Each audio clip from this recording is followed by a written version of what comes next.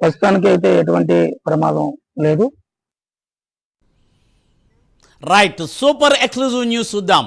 భద్రాద్రి రాముడికి రాష్ట్ర విభజన కష్టాలు వెంటాడుతున్నాయి. తెలంగాణ ఆంధ్రప్రదేశ్ మధ్య విభేదాలు పెరిగే కొద్దీ భద్రాద్రి రాముడికి కష్టాలు పెరిగిపోతున్నాయి. ఆలయం తెలంగాణలో, ఆస్తులు ఆంధ్రాలో ఉండడంతో కష్టాలు ప్రారంభమయ్యాయి.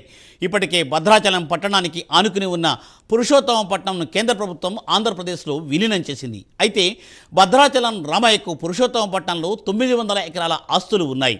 దేవాలయాన్ని అభివృద్ధి చేయాలంటే ఆస్తులు లేకుండా పోవడంతో ఆలయ అధికారులు అవస్థలు పడుతున్నారు.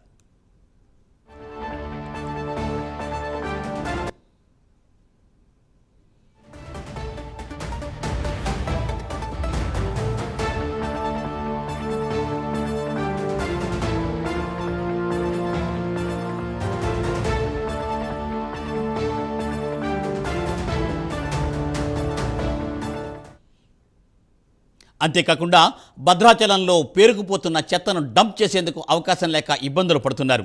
దీనికి తోడు భద్రాచలం ఆలయానికి 10 కిలోమీటర్ల దూరంలో ఉన్న పర్ణశాలకు వెళ్లే రోడ్డు కూడా ఆంధ్రప్రదేశ్లో విలీనం కావడంతో మరిన్ని ఇబ్బందులు తలెత్తుతున్నాయి.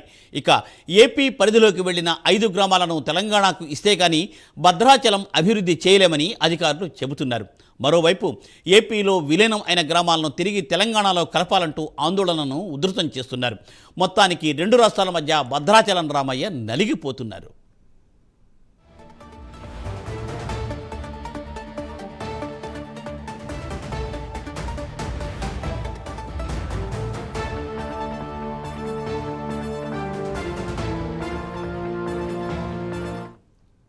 ఇరు తెలుగు రాష్ట్రాలు విడిపోవడంతో భద్రాచలం రామయ్యకు ఇప్పుడు కష్టాలు తప్పేటట్టు లేవు.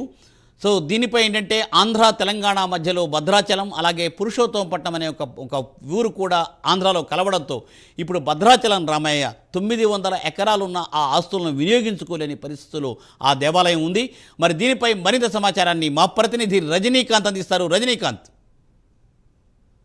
దక్షిణ అయోధ్యగా భాసిల్లుతున్న భద్రాచల సీతారామచంద్రస్వామి దేవస్థానం భద్రాచలం పట్టణంలో ఉండటం, దానికి సంబంధించిన భద్రాచల సీతారామచంద్రస్వామికి ఆనాడు తూర్పుగోదావరికి సంబంధించిన బ్రాహ్మణ వ్యక్తి తనకు సంబంధించిన భూములను దాదాపు 900 పైచులకు 900 నుంచి 1000 ఎకరాల పైచులకు పురుషోత్తపట్నంలో ఉన్న భూములను సీతారామచంద్రస్వామికి దేవస్థానానికి విరాళంగా ఇవ్వడం, ఆ తర్వాత దేవస్థాన భూములుగా పేరొందడం, సీతారాముడికి పట్టం కూడా చేశాడు. సీతారాముడికి సీతారామచంద్రస్వామి పేరు మీద రిజిస్ట్రేషన్ చేయడం అనాది కాలంగా కొన్ని ఏళ్లుగా సీతారాముడికి భూములుగా ప్రసిద్ధిగాంచిన ఇవన్నీ కూడా భద్రాచలం పట్టణానికి ఆనుకొని 1 కిలోమీటర్ దూరంలో ఉన్న పురుషోత్తపట్నం గ్రామంలో ఉన్నాయి. ఇవన్నీ తెలంగాణ ఆంధ్రప్రదేశ్ విభజన జరిగినప్పుడు సందర్భంలో తెలంగాణ భద్రాచలం మండలంలో ఉన్న పురుషోత్తపట్నం, ఎటపాక, పిచ్చుకొలపాడు, కన్నాయగూడెం, గుండాల ఈ 5 గ్రామాలను కూడా ఆంధ్రప్రదేశ్లో కలుపుతూ తూర్పుగోదావరి జిల్లాలో కలుపుతూ కేంద్ర ప్రభుత్వం ఆనాడు గెజిట్ విడుదల చేసింది. ఆ తర్వాత భద్రాచల సీతారామచంద్రస్వామి దేవస్థానం అభివృద్ధి చెందాలంటే అక్కడ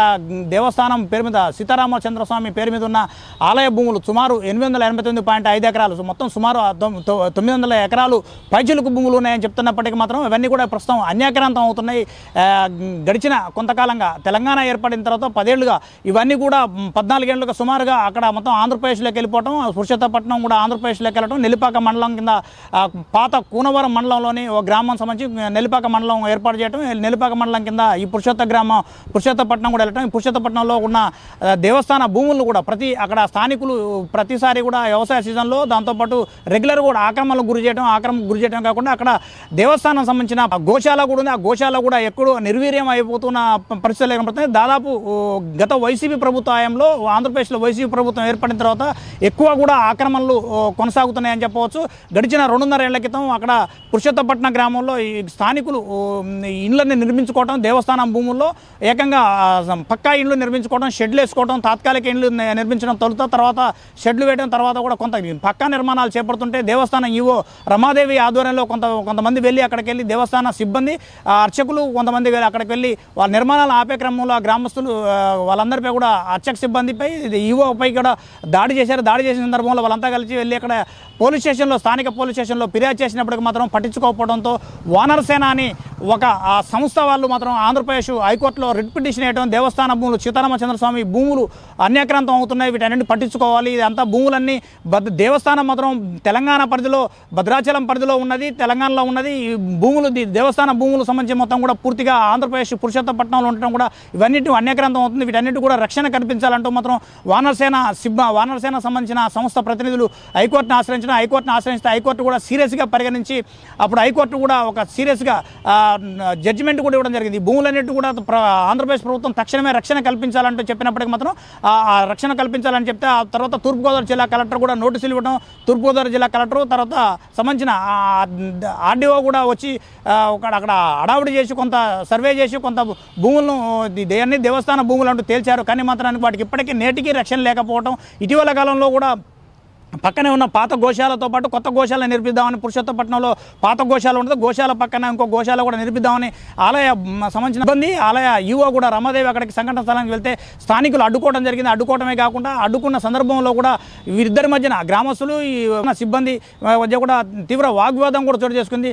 గతంలో కూడా 2.5 సంవత్సరాల క్రితం వాళ్ళంతా భూములు గ్రామస్తులు ఆక్రమిస్తున్న సందర్భంలో వీళ్ళపై ఆలయ సిబ్బందిపై కూడా అర్చకులపై దాడి చేశారు. ఈ దాడిని కూడా ఆంధ్రప్రదేశ్ ప్రభుత్వం తీవ్రంగా ఖండించినప్పటికీ మాత్రం దానిపై చర్యలు భూముల రక్షణ విషయంలో మాత్రం ప్రభుత్వం ఇప్పటికి కూడా చర్యలు తీసుకుపోవడం, ఆ తర్వాత వైసీపీ ప్రభుత్వంపై కూడా ఇప్పుడు తెలుగుదేశం ప్రభుత్వం అధికారాలకు వచ్చి ఏడాది అయినప్పటికీ కూడా రామాలయ భూముల పరిరక్షణకు మాత్రం ఎలాంటి చర్యలు చేపట్టకపోవడం శోచనీయం అని చెప్తున్నాం. మరోపక్క వానర సేవా సమితి కావచ్చు, మిగతా హిందూ ధార్మిక సంబంధించిన హిందూ ధార్మిక సంస్థలు కూడా, దాంతోపాటు భద్రాద్రి రామాలయ అర్చకులు, దేవస్థాన సిబ్బంది కూడా ప్రతినిత్యం పురుషోత్తపట్నంలో సుమారు 900 ఎకరాలు భూములు కూడా అన్యాక్రాంతం అవుతున్నాయని, వాళ్ళు ఇబ్బందులకు గురవుతున్నాం, మేము మాకు రక్షణ కల్పించాలి, వాటికి బౌండరీస్ కేటాయించండి అని చెప్పినప్పటికీ మాత్రం ప్రభుత్వం కూడా అక్కడ ఆంధ్రప్రదేశ్ ప్రభుత్వం ఏమాత్రం పట్టించుకోకపోవడం, కేవలం ఇది భూములన్నీ కూడా ఆంధ్రప్రదేశ్లో ఉంటాం, రామాలయం మాత్రం తెలంగాణలో ఉంటాం మాత్రం వివాదాల కేర్ ఆఫ్ అడ్రస్గా మారుతుంది.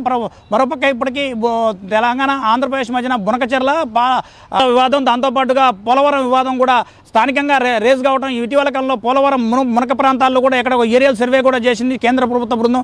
ఈ సందర్భంలో కూడా 2 రాష్ట్రాల మధ్య వివాదాలు కూడా చుట్టుముస్తున్న నేపథ్యంలో భద్రాద్రి సీతారామచంద్ర స్వామికి సంబంధించిన భూములు అన్యాక్రాంతం అవుతున్నాయంటే మాత్రానికి మరోపక్క వివాదం కూడా తెరవుతుంది. మరోపక్క ఆంధ్రాలో విలీనమైన ఈ 5 పంచాయతీలు పురుషోత్తపట్నం, ఎటపాక, పిచుకలపాడు, కన్నాయిగూడెం, గుండాల పంచాయతీలను కూడా తక్షణమే తెలంగాణలో కలపాలంటూ మాత్రానికి బీఆర్ఎస్ ప్రభుత్వం, దాంతోపాటు కాంగ్రెస్ ప్రభుత్వం, మిగతా పార్టీలు కూడా ఒక పక్క స్టేట్మెంట్లు, ధర్నాలు కూడా చేస్తున్న సందర్భంలో అయితే తాజాగా చూస్తున్న వివాదం కూడా తెర మీదకి రావడం, కొత్తగా 5 పంచాయతీలు విలీన పంచాయతీలు 5 పంచాయతీలను భద్రాచలం మండలంలోకి తెలంగాణలో విలీనం చేయాలి, భద్రాచలం మండలంలోకి కలపాలంటూ మాత్రం చెప్తున్నాం. మరోపక్క భద్రాచలం సీతారామచంద్ర స్వామి దేవస్థానాన్ని డెవలప్ చేయాలంటే కూడా ఈ భూములు మొత్తం ఆంధ్రప్రదేశ్లో ఉండటం, ఇక్కడ దేవస్థానం కూడా డెవలప్ కావడం కూడా ఈ అభివృద్ధి చెందడం కూడా ఇబ్బందికరంగా మారుతుంది. మరోపక్క ఈ గతంలో భద్రాచలం పట్టణంలో చెత్త కూడా ఉమ్మడి ఆంధ్రప్రదేశ్గా ఉన్నప్పుడు మాత్రం ఇక్కడ భద్రాచలంలో సేకరించిన చెత్త మొత్తం డంప్ యార్డులలో మొత్తం ఏటపాక పరిసర ప్రాంతాల్లో వేసేవాళ్ళు.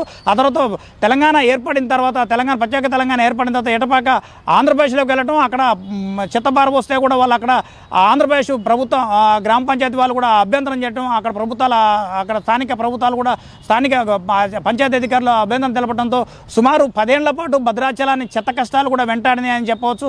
ఇది భద్రాచలం తాజా పరిస్థితి. వీడియో శంకర్తో రజనీకాంత్, ప్రైమ్ మినిస్టర్, భద్రాచలం నుంచి. రైట్. సంగారెడ్డి జిల్లా పాసమేలారంలో పరిశ్రమ పేలుడు ఘటనను